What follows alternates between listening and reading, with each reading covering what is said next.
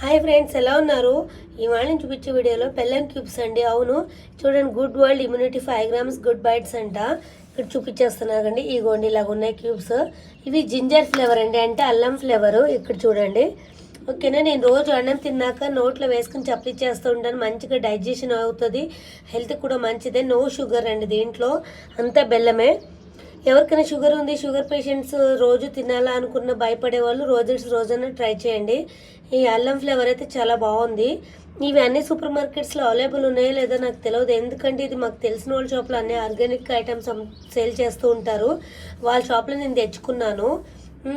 మంచిగా అనిపించింది, అందుకే మీ అందరితో నేను షేర్ చేసుకోవాలనుకున్నాను వీడియో.